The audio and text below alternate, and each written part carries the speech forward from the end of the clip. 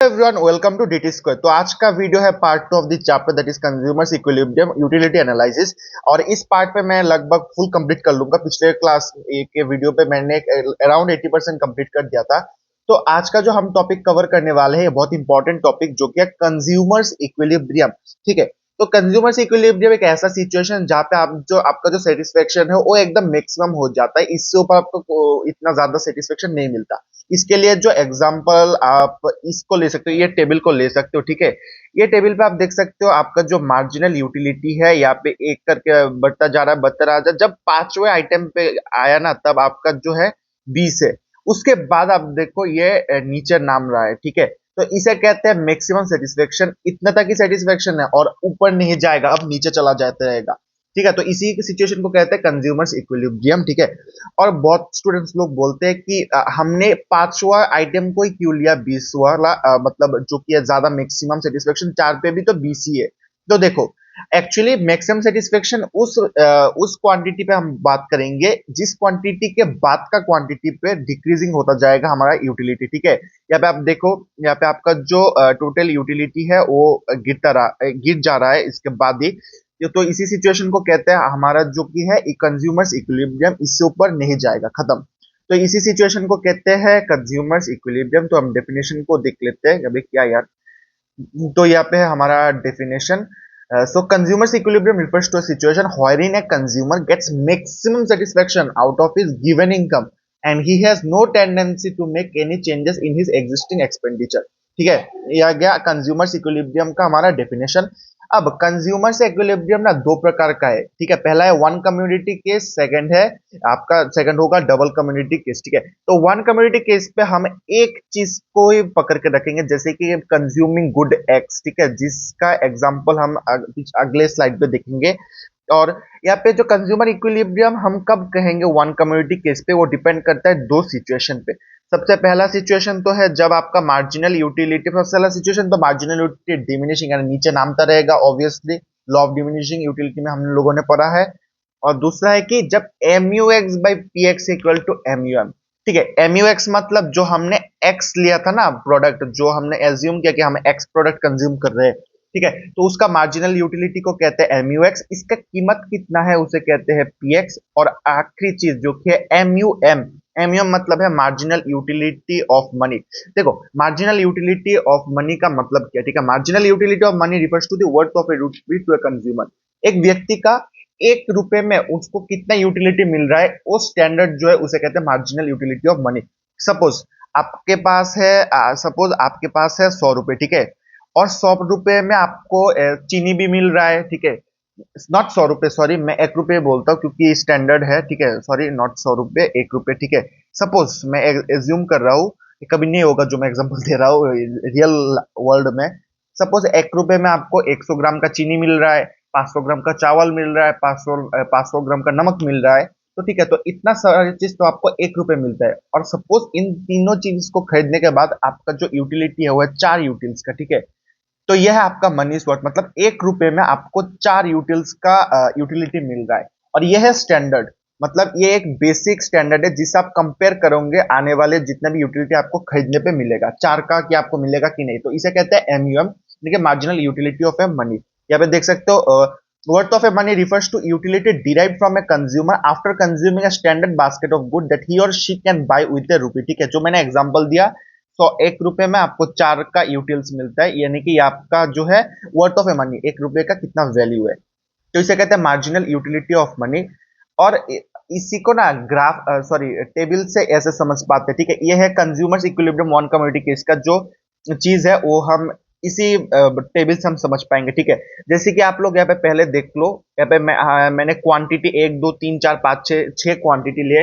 और यहाँ पे आपका मार्जिनल एमयू एक्स, यानी कि marginal utility of the good x, suppose anything 10 8 6 4 0 -2, यानी कि आपका जो पहला क्राइटेरिया है वो कंप्लीट हो चुका है, जो कि marginal utility must be diminishing.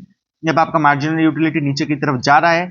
और दूसरा, प्राइस कांस्टेंट रखेगा, ये एजम्पशन है बुक के अनुसार कि आपको प्राइस एकदम सेम रखना होगा।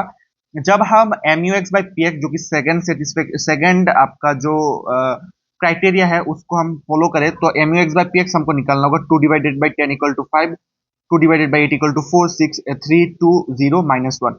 अब देखो जो कि है मार्जिनल यूटिलिटी ऑफ मनी, आप यहाँ पे देख सकते हो। इस मार्जिनल यूटिलिटी ऑफ मनी को आपको एज्यूम करना होगा खुद से, कुछ भी ले लो, यानी कि इस ये जो नंबर है ना, इस नंबर में से एक चूज करना होगा। अगर आप यहाँ पे 10 चूज कर लोगे तो वो तो कभी नहीं हो पाएगा, क्योंकि आपका जो नंबर आया है वो 10 यहाँ पे नहीं है, तो क्यों 10 लोगे। लेकिन 5, 4, 3, 2, 0, -1 में से 0 नहीं लोगे, -1, 2 आप यहाँ से जो भी एक ले लेना, मार्जिनल यूटिलिटी ऑफ मनी, और ये कांस्टेंट रहेगा हर एक केस पे, ठीक है।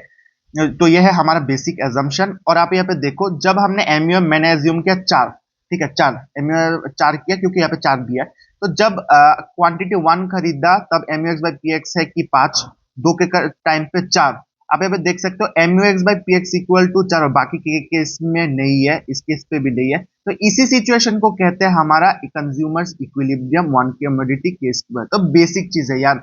अगर कोई पूछे कि आपको कैसे अप्रूव करो कि consumers equilibrium in one commodity case पे, तो पहले तो कंज्यूमर्स इक्विलिब्रियम का डेफिनेशन दे देना, ठीक है, फिर consumers equilibrium one commodity case लिख देना, फिर क्या मैंने एजम्पशन बोला ऐसे लिख लेना। लिखने के बाद ये ग्राफ कर देना, बहुत इजी है। और यहाँ पे क्राइटेरिया ये है कि mu x by P X equal to mu हो जाए, बस खत्म। ये है आपका जो mu x by single community case का पार्ट। अब आता है सेकंड कम्युनिटी जो कि है marginal utility two commodity case के टाइम, ठीक है। टू कमोडिटी केस के टाइम आपका जो मार्जिनल यूटिलिटी है ना, ठीक है ना, फर्स्ट क्राइटेरिया है आपका मस्ट बी डिमिनिशिंग, और second is mu x by P X equal to mu y by P Y equal to mu। देखो वन कमोडिटी केस पे हमने एक क्वांटिटी लिया, ठीक है, एक चीज लिया, लेकिन टू कमोडिटी का मतलब से तो हमको पता चल रहा है कि दो लेंगे, ठीक है। सपोज मैंने दूसरा लिया y, पहला लिया x और दूसरा लिया मैंने y।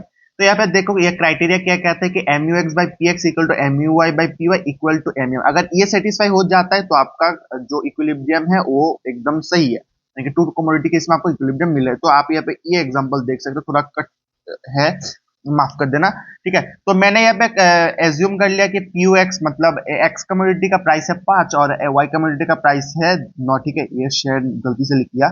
जब कम्युनिटी देख लो 1, 2, 3, 4, पंजा छक्का, फिर mu x पे आपका मार्जिनल यूटिलिटी डिमिनिश हो रहा है, mu y भी नीचे नाम रहा है, और यहाँ पे आपका प्राइस देखो, प्राइस मैंने जैसे लिया था divide mu x by P Y मतलब px से mu x जब मैंने डिवाइड कर लिया 10, 8, 6, 4, 2, 0 आ रहा है, mu y by P Y जब ये आ रहा है, और मैंने मार्जिनल यूटिलिटी ऑफ मनी पकड़ा 8।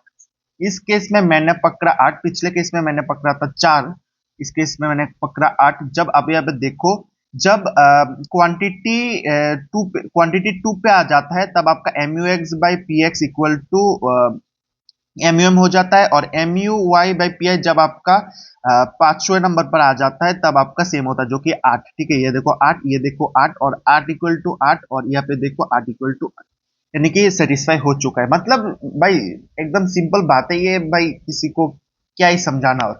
mu x by P x आपको चेक करना है कि किस केस में 8 आ रहा है, इस 8 से आपका वैल्यू मिल रहा है, तब आप कह सकते हो कि हाँ ये डबल कम्युनिटी केस में हो गया है।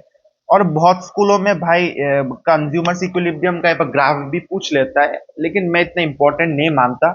फिर भी अगर पूछ लिया तो इसी ग्राफ को यूज करके आप लोग एक ग्राफ बना लेना, इतना ही। और जहां पे इंटरसेक्ट कर रहा है दोनों पॉइंट, उसी को पकड़ लेना कि कंज्यूमर्स इक्विलिब्रियम खत्म, पॉइंट ऑफ इक्विलिब्रियम। तो इसी से हमारा जो चैप्टर है वो कंप्लीट हुआ। एकदम बेसिक 8 मिनट का वीडियो है, एकदम बेसिक चीज है, बहुत इजी, लेकिन लोगों को बहुत हार्ड टू अंडरस्टैंड होता है कि बुक में जो एग्जांपल देते हैं ना, देते तो ठीक है, लेकिन वो लोग क्लियरली नहीं देते, क्लियरली एकदम इजी टू अंडरस्टैंड मैनर पे लिख के नहीं देते कि ऐसे करो तो आपको पता चलेगा, जैसे मैंने यहाँ पे बोल के दिया। तो आप इसे फॉलो कर सकते हो। और आज का वीडियो इतना ही, चैनल को सब्सक्राइब कर लेना।